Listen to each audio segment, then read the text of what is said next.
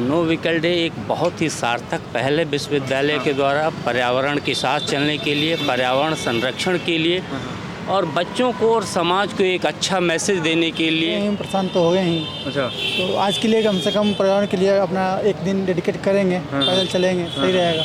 गाड़ी की पार्किंग आप देखेंगे जाके ठसाठस भरी हुई है, लोग मजबूर हैं कि गाड़ी सड़क पे लगेगी। और आज अभी आप देखेंगे कि मुख्यमंत्री जी का आगमन है, तो एक अलर्ट भी जारी किया गया कि अपनी गाड़ियों को हटा लें, नहीं तो पुलिस लाइन भेज दिया जाएगा। नमस्कार, हम नागरिक देख रहे हैं आप और मेरा नाम है वली सिद्दीकी। इस समय हम गोरखपुर विश्वविद्यालय के मुख्य द्वार पर खड़े हैं और इधर देखिए गाड़ियों का लाइन लगा हुआ है और ये भाई साहब अंदर जाने का प्रयास कर रहे हैं, लेकिन इनको एंट्री मिलनी मुश्किल है क्योंकि आज नो व्हीकल डे है और भाई साहब जो है गाड़ी लेकर अंदर जाना चाहते हैं और इसमें कोई एंट्री नहीं है।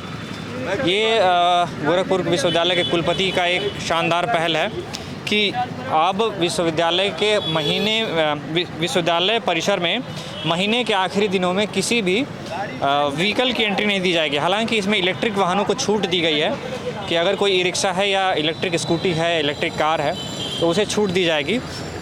इसलिए इसकी वजह से देखिए यहाँ पर अंदर पार्किंग भर गया है, इधर भी गाड़ियाँ लगी हुई हैं, इधर भी गाड़ियाँ लगी हुई हैं, तो किसी को भी एंट्री नहीं मिल रही है। हालांकि जो सुरक्षाकर्मी हैं उनको बहुत मशक्क़त करनी पड़ रही है। कई लोग ऐसे आ रहे हैं जो एंट्री चाहते हैं किसी भी हाल में, अभी आपने सामने ही देखा।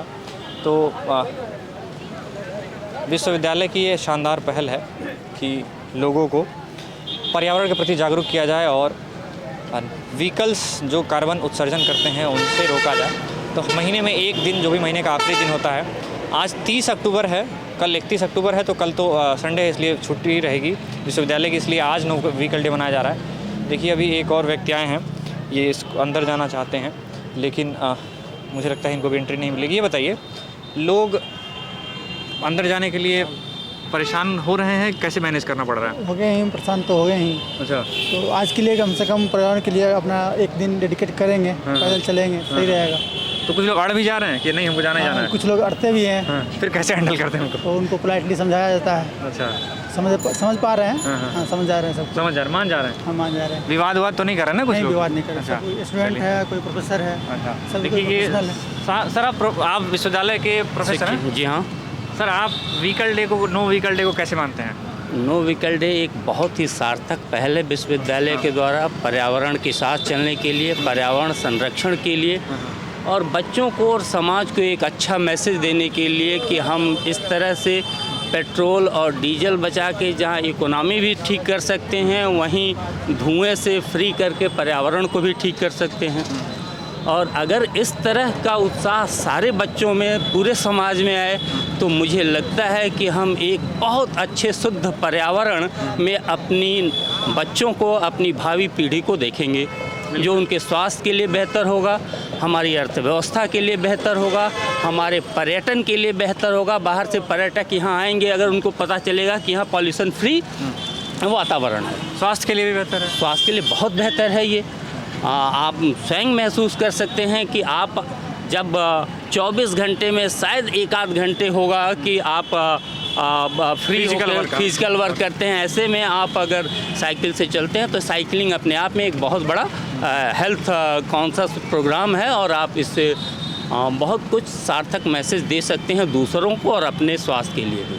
चलिए सर, बहुत बहुत धन्यवाद। Thank you. तो ये विश्वविद्यालय प्रशासन की एक शानदार पहल है, बहुत शानदार पहल है और इससे एक पूरे समाज को बहुत सार्थक मैसेज मिलेगा और हम समाज को प्रेरित कर सकते हैं पर्यावरण के साथ चलने के लिए। अच्छा सर, जैसे साइकिलिंग बचपन में तो शौक रहता है सबको, जी हाँ, सबको रहा है, लेकिन फिर एक छूट जाता है, फिर दोबारा शुरू हुआ है। जी हाँ। तो इससे और भी अच्छा लगता है, मज़ा आता है और इसको हम लोग एक उत्सव के रूप में मनाने लगे हैं और ये उत्सव शायद हमारी आदत के रूप में तब्दील हो जाए, जो इसके लिए हम कुलपति जी और विश्वविद्यालय प्रशासन को बहुत बहुत धन्यवाद देते हैं। सर, कुछ लोग जैसे साइकिलिंग, हमने कई लोगों से बात की साइकिलिंग क्यों नहीं करते हैं, तो उनको लगता है कि जो साइकिलिंग करता है उसे थोड़ी हीन भावना से दिखाया जाता है, ऐसा तो हमें लगता लगता है कि विदेशों में यूरोप से लेके और बहुत सारे पश्चिमी देशों में साइकिल से चलना एक चलन है, एक रिवाज है, और लोग अब इस तरह की बड़ी बड़ी महंगी गाड़ियों से अपने आप को हटा के और साइकिल पे चलते हैं। और शायद यही कारण है कि लाखों लाख रुपए की साइकिलें मिल रही हैं। जो पहले 3-4-5 हज़ार की साइकिलें मिलती थी,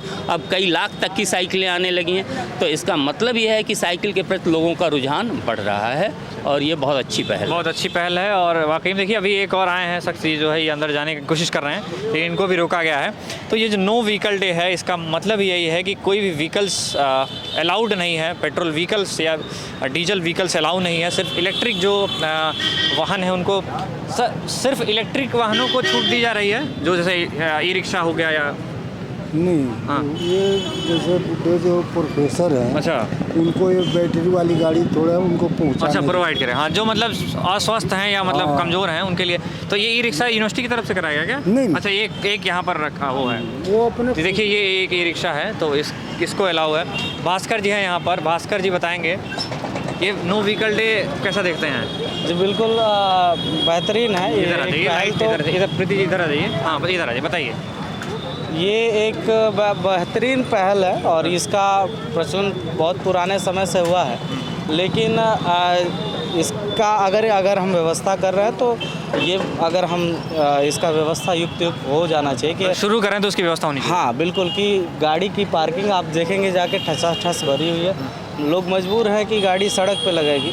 और आज अभी आप देखेंगे कि मुख्यमंत्री जी का आगमन है, तो एक अलर्ट भी जारी किया गया कि अपनी गाड़ियों को हटा लें, नहीं तो पुलिस लाइन भेज दिया जाएगा। अच्छा, अभी तो मुझे लगता है कि पहल तो अच्छी है, लेकिन इस पे जब तक हम पूरी तैयारी नहीं कर रहे हैं तब तक वो पहल एक फीका पड़ जाता है या उसमें कुछ एक कमी हो जाती है। विश्वविद्यालय प्रशासन तो कहता है कि प्रोफेसर लोग आसपास से हैं, पैदल आए हैं घर से, क्यों कार से आ रहे हैं? बिल्कुल, प्रोफेसर को तो आना ही चाहिए, कुलपति जी को भी आना चाहिए। कुलपति जी साइकिल से आए हैं आज?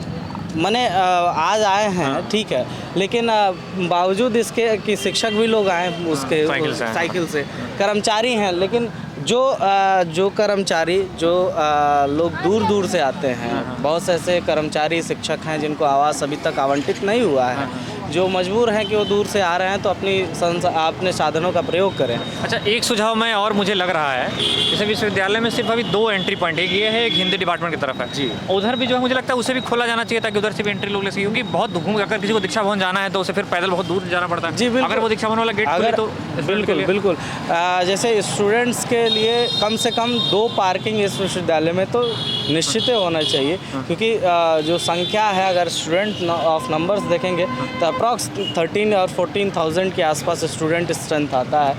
उसमें से अप्रॉक्स लोग व्हीकल्स का यूज़, व्यक्ति हैं जो पीछे जाने की कोशिश कर रहे हैं, व्हीकल्स का यूज़ करते हैं। तो इसलिए विश्वविद्यालय प्रशासन को ये पहल तो निश्चित करना चाहिए, लेकिन इसके साथ साथ डबल साइकिल स्टैंड और गाड़ी मतलब पार्किंग की व्यवस्था करनी चाहिए। तो विश्वविद्यालय प्रशासन को पार्किंग भी देखना चाहिए कि पार्किंग की कोई व्यवस्था की जाए। बाकी ऐसी अन्य खबरों के लिए जुड़े रहिए हमारे साथ, देखते रहिए हमारा चैनल। धन्यवाद।